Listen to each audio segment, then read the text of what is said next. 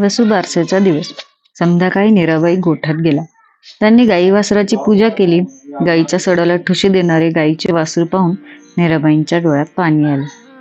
तर तो प्रसंग पाहत काही क्षण उभ्या होता. तोच गाईचा सड सोडून वासरू नीराबाईंजवळ आले. त्यांनी त्याच्या अंगावरून हात फिरवला. त्याच्या मानेखाली खाजवले. तसे ते दुसरीकडे गेले. नीराबाईंनी गाईच्या पाठीवरून हात फिरवला व तिच्याही मानेखाली खाजवले आणि त्या घरात आल्या. तेव्हा त्यांना विठ्ठलाने नमस्कार केला. मीराबाईंनी विठ्ठलाला जवळ घेतले. त्याच्या अंगावरून डोक्यावरून हात फिरवला. विठ्ठल वळून चालू लागला तशा नीराबाई त्याच्या पाठमोऱ्या आकृतीकडे पाहत होत्या. हा म्हणता दिवाळी संपली. विठ्ठलाच्या तीर्थयात्रेच्या प्रस्थानाचा दिवस उगवला. दुपारी जेवणे झाली. विठ्ठलाने पडशीत फक्त एक धोतरदोड व 2 अंगरके एवढ्याच वस्तू घेतल्या होत्या. तो पडशी खांद्यावर टाकून नीराबाईंच्या समोर उभा होता. दह्याचा सट व पळी घेऊन नीराबाई त्याच्याकडे पाहत होत्या. डोळे पाणावले होते. त्यांनी 3 वेळेला दह्याची कवडी विठ्ठलाच्या हातावर घातली.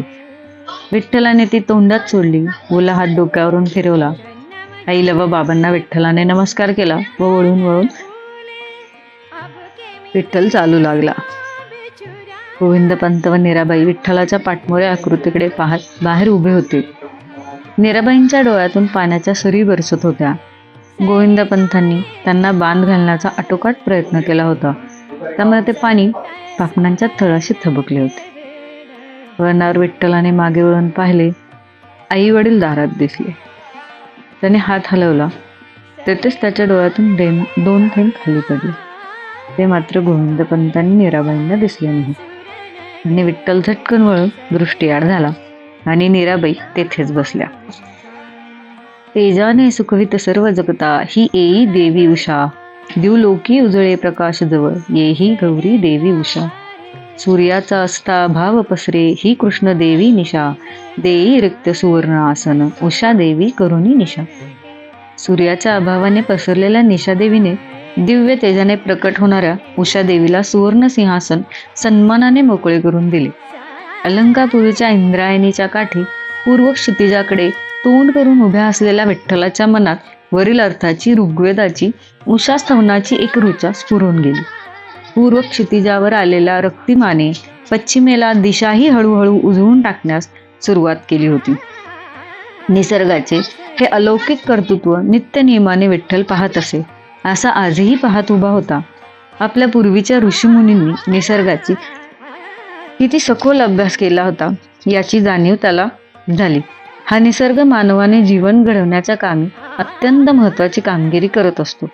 म्हणूनच त्याची जाणीवही ठेवून त्या ऋषीमुनींनी निसर्गाला देवत्व दिले होते. आणि हे त्रिकालबाधित आहे. मनुष्य कितीही प्रगत झाला तरी या देवंताच्या कृपेवाचून जगू शकणार नाही. एवढेच नव्हे तर या देवतांच्या ऐवजी कोणतीही पर्यायी योजना कार्य करू शकणार नाही. म्हणूनच त्यांचे दैवत्व अबाधित राहणार आहे. असा विचार विठ्ठलाच्या मनात येऊन गेला. सहजतेने असले तरी वेगाने बदलणारे हे सृष्टीचे रूप पाहण्यात विठ्ठलाची दृष्टी खळून गेली होती.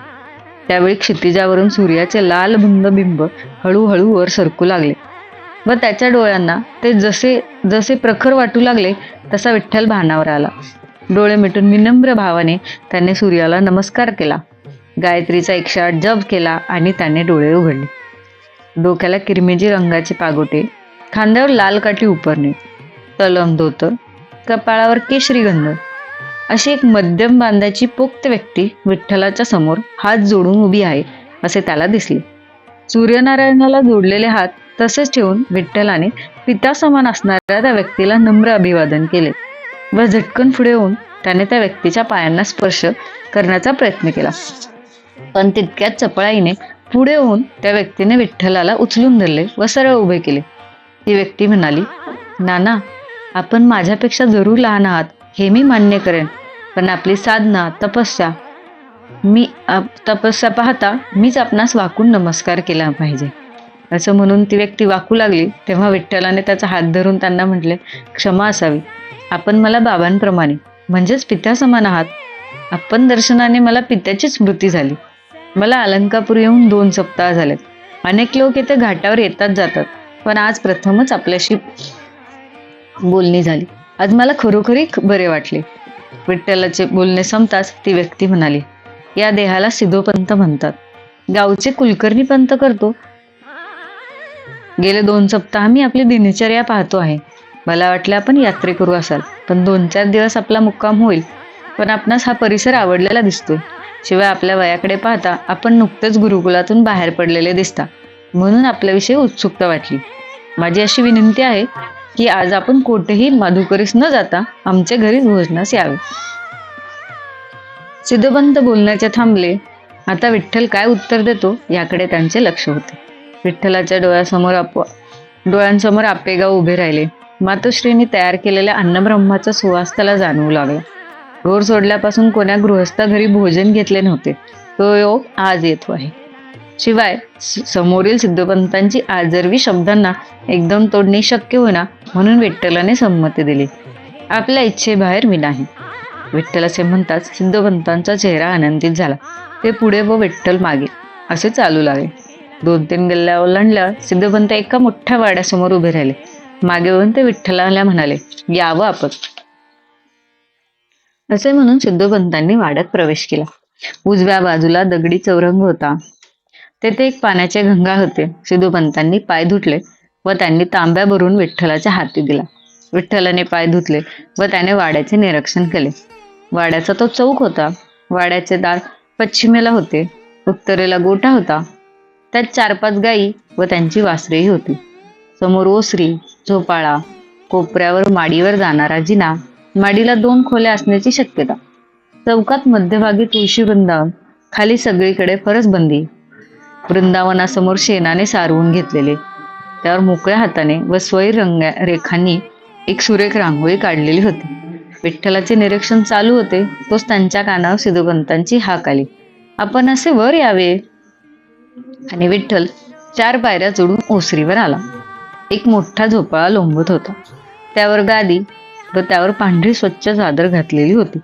सिद्धोपंत त्यावर बसले व शेजारी हात दाखवत म्हणाले, आपण असे इथे बसावे. विठ्ठलाची तंद्री सिद्धोपंतांच्या बोलण्याने मोडली. स्वतःला सावरत तो म्हणाला, आपेगावच्या कुलकर्ण्याचा मी मुलगा.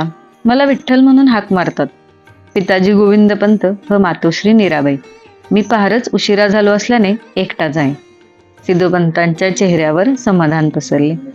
सिद्धोपंतांनी सर्व चौकशी केली. विठ्ठलाने पैठणात घेतलेल्या शिक्षणापासून अलंकापुरीपर्यंतचा मागील सर्व इतिहास सांगितला. विठ्ठलाच्या तोंडून हकीकत ऐकत सिद्धोपंत आनंदूनच जात होते, कारण त्यांच्या मनात आलेला एक विचार पूर्णत्वास जाण्याची शक्यता होती. बद्यान्न झाली.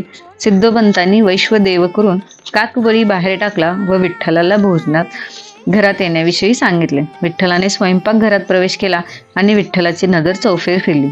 एका क्षणातच त्याच्या लक्षात आले की घराची रचना व मांडणी सुरेख आहे व घरातील वस्तू भांडी अगदीच व्यवस्थित मांडलेली आहेत. स्वयंपाकाच्या चुलीशी एक पोक्त बाई बसल्या आहेत. सोहळ्याने स्वयंपाक चालला आहे व बाजूला एक मुलगी उभी आहे. वय साधारण 12 वर्ष. अंगाबांधाने नीटनेटकी, मोठ्या व सुरेख डोळ्यांची, लोभस चेहऱ्याची, परकर पोरकं घातलेली. विठ्ठलाची व तिची एक क्षणभरच नजर झाली. मुलीने नजर खाली खिळवली. सिद्धोपंत म्हणाले, ही आमची मुलगी रुक्मिणी आणि त्या तिची आई. आपण इकडे पाठावर बसावं. विठ्ठलाने मातोश्रींना नमस्कार केला व दाखवलेल्या पाटावर जाऊन बसला. डावे वाढण्यासाठी म्हणजे चटणी कोशिंबीर वाढण्यासाठी रुक्मिणी पुढे होत होती. बाकी सगळे पदार्थ स्वतः उमाबाई, सिद्धोपंतांचे कुटुंब वाढत होत्या. विठ्ठलाने पुन्हा नजर वर केली नाही. वाढण्यासाठी ज्यावेळी रुक्मिणी ताटाजवळ येई तेव्हा तिचे हात, तिचे पाय फक्त दिसत असत. रुक्मिणीचे सौंदर्य व शरीर बांधाचा नीटनेटकेपणा हातापायाच्या ठेवणीवरून विठ्ठलाला कळून येत होता. जेवण उरकून विठ्ठल व सिद्धोपंत बाहेर आले. थोडा वेळ बसून झाल्यावर विठ्ठल म्हणाला, आपण आता मला परवानगी द्यावी. आपण केलेल्या आतिथ्याबद्दल धन्यवाद. आनंद वाटला, अगदी घरच्यासारखे वाटले. असे म्हणून विठ्ठल उठू लागला. सिद्धोपंत घाईघाईने उठून म्हणाले, हे काय, आपण एका बाजूला म्हणता आहात की घरच्यासारखे वाटले व आता तर परक्यासारखे निघून चालात, हे कसं काय? विठ्ठल थोडं हसत म्हणाला, आपण मला शब्दात पकडले खरे, पण आपण आतिथ्याचा फार फायदा घेणे हे सुद्धा उचित नव्हे. शिवाय मी तर यात्रे करू. अलंकापुरी येऊन मला 2 सप्ताह तर होऊन गेलेत. इतका वेळ कुठेच थांबलो नव्हतो, पण इथले वातावरण, वाहती इंद्रायणी याचीच जास्त ओढ लागली म्हणून पाय निघत नव्हता एवढेच. पण आता मी पुढील प्रवासाला निघू म्हणतो. सिद्धोबंध, आपणाला जर आपलेपणा वाटतो तर देवळाच्या ओसरीत विश्रांती घेण्यापेक्षा त्या माडीवरच आपण विश्रांती घ्यावी. तेथे आपणास कोणीही त्रास देणार नाही. आपली वामकुक्षीची सर्व व्यवस्था वर करून ठेवली आहे, तेव्हा आपण वर जाऊन विश्रांती घ्यावी. विठ्ठलाला असे आग्रहाने व आपलेपणाने बोलणारे कोणी भेटले नव्हते. शिवाय मातापिताची आठवण झाल्याने असा प्रेमळ सहवास आग्रह मोडून एकदम जाणेही योग्य नव्हते. म्हणून सिद्धोपंतांची विनंती मान्य केली. माडीवरील खोलीचे विठ्ठलाने निरीक्षण केले तेव्हा त्याला दिसले की एका कोपऱ्यात बाळकृष्णाची मूर्ती ओठांजवळ मुरली धरून उभी आहे. त्याच्या गळ्यात मोगराचा हार होता. बाजूला चौरंग होता. त्यावर 10-12 पोथ्या दिसत होत्या. विठ्ठलाने जाऊन पाहिले तेव्हा त्याला त्या पोथ्या श्रीमद भागवत, रामायण, महाभारत वगैरेंच्या दिसल्या. त्यांनी त्यातील एक पोथी उचलली व तो वाचत बसला. मोगऱ्याच्या सुवासाने खोली भरून गेली होती. श्रीमद भागवतातील श्रीकृष्णाच्या यमुना तीरीची लीला वाचताना विठ्ठलाचे मन प्रसन्न होऊन गेले होते. पश्चिम क्षितिजाकडे चाललेल्या सूर्यकिरणांनी जेव्हा विठ्ठलाच्या पाठीवरून उबदार हात फिरला तेव्हा विठ्ठलाची तंद्री मोडली. त्याने पोथी ठेवली व तो खाली आला. सिद्धवंतांच्या अति आग्रहाने विठ्ठलाने रात्रीही तेथेच मुक्काम केला. सिद्धोपंत, तुझ्या मनात जी प्रेरणा होत आहे ती माझ्या इच्छेमुळेच होत आहे. मला या भूतलावर तुझ्या कन्याच्या पोटी अवतार घ्यायचा आहे, तेव्हा तुझी कन्या रुक्मिणी व विठ्ठल यांचा विवाह तू करून दे. उठ, विलंब लावू नकोस. झरोक्यातून आलेला तो प्रकाश व त्या प्रकाशात दिसणारी ती दिव्याकृती हे सर्व बोलत होते. सिद्धोपंत अवाक होऊन ते ऐकत होते. शेवटचा आदेश ऐकून तर ते झटकन अंथरुणावरून उठून बसले. सिद्धोपंतांना जाग आली. बाहेर कोंबडा आरवत होता. उषक्कालाचा मंद वारा वाहत होता. सिद्धोपंतांना लक्षात आले की हे स्वप्न आहे, पण हे स्वप्न खरोखरीच पडले होते का मनी वसे ते स्वप्नी दिसे म्हणतात. परमेश्वर अवतार घेणार आणि माझ्या रुक्मिणीच्या कुशीत. सिद्धोपंत आनंदून गेले. विठ्ठल त्यांना आवडला होताच व त्याच दृष्टीने ते विठ्ठलाचे निरीक्षण करत होते. त्यामुळे त्यांना वाटले हे सर्व आपल्याच मनाचे खेळ आहेत. शिवाय दिवसभर झालेल्या बोलण्यावरून सिद्धोपंतांना कळून आले होते की विठ्ठल विवाह करण्यास तसा उत्सुक नाही. जीवनाविषयीची त्याची कल्पना जरा वेगळाच होती. तेव्हा काय करावे हा विचार सिद्धोपंतांच्या मनात घर करू लागला. म्हणून सिद्धोपंत उठून स्वतःच्या उद्योगाला लागले. ब्राह्ममुहूर्तावर उठून विठ्ठलाने सुद्धा आपली नित्यकर्मे उरकली व सूर्योदयाच्या आधीच इंद्रायणीवर उषादेवीच्या स्वागताला आला. उषादेवीच्या स्वागतासाठी आज कोणती ऋचा म्हणावी याचा विठ्ठल विचार करीत होता, पण एकही समाधानासारखी ऋचा त्याच्या मनासमोर येईना. तेव्हा काही क्षण शांत चित्ताने विचार करून त्याने अचानक पुढील ऋचा म्हणाली. रंगाने मनमोहिनी भुलविते आरक्त लोका उषा झाली लज्जित पाहता पतिमुखा आहे जणू परिणिता पाहुनी रूप अप्सरा विसरतो मोही तपी साधना तेजाच्या झरती तसे पयसरी दोन्ही सणाने जशा. वरील अर्थाचा ऋचा आपणास नेमकी का आठवली हा विचार विठ्ठलाच्या मनात येऊ लागला व त्याच्या डोळ्यासमोर रुक्मिणीची मूर्ती उभी राहिली. शांतम पापम असे हळू आवाजात पुटपुटत विठ्ठल उषादेवीच्या आगमनाचे रोजच्या प्रमाणे निरीक्षण करू लागला. रक्तवर्णाचा सूर्य रोजच्या प्रमाणे उदयाचली आला. 108 गायत्री म्हणून विठ्ठल पुढच्या उपासनेला लागला. मध्यान्ह झाली आणि विठ्ठलाच्या पाय सिद्धोपंतांच्या वाड्याकडे चालू लागले, कारण सिद्धोपंतांनी विठ्ठलाला आजही भोजनाचे आमंत्रण दिले होते. रुक्मिणी, मग येतेस ना धुण्याला? शेजारच्या सुशिलेने रोजच्या प्रमाणे रुक्मिणीला हाक मारली. आले ग, अशी साथ घालून रुक्मिणी स्वयंपाकघरात डोकावून म्हणाली. आई ग, मी धुणं धुवून येते ग. आणि रुक्मिणीने धुण्याचे पातेले उचलले व ती वाड्याच्या बाहेर पडली. सिद्धोपंत झोपाळ्यावर मंद गतीने झोपाळा हलवत होते, पण त्यांच्या मनात मात्र वेगाने विचारचक्र चालू होते. रुक्मिणी धुण्याला जाण्याची ते वाट बघत होते. रुक्मिणीने पाऊल बाहेर टाकले व सिद्धोपंत स्वयंपाकघरात गेले. उमाबाई स्वयंपाकात गुंतल्या होत्या. सिद्धोपंत जवळच पाठ मांडून बसले व म्हणाले, अहो, तुम्ही जरा माझ्या बोलण्याकडे लक्ष द्याल का? सिद्धोपंतांचे बोलणे ऐकून उमाबाईंनी चुलीतील जाळ बाहेर ओढला व त्यावर पाण्याचा शिपकाव मारून त्या म्हणाला, बोला. सिद्धोपंत, अहो, काल रात्री आम्हास एक स्वप्न पडले. पंढरीचा पांडुरंग किंवा ते विष्णू रूपच असावे. वरील झरोक्यातून एक प्रकाशाचा झोत आला आणि मी झोपलो होते तेथे जवळच स्थिर झाला. त्यात मला ते रूप दिसले. आणि सिंधुपंतांनी स्वप्नाची सर्व हकीकत उमाबाईंना सांगितली. हे ऐकून उमाबाई आश्चर्याने थक्कच झाल्या. थोड्या वेळाने त्या म्हणाल्या की मग इकडून काय विचार झालाय?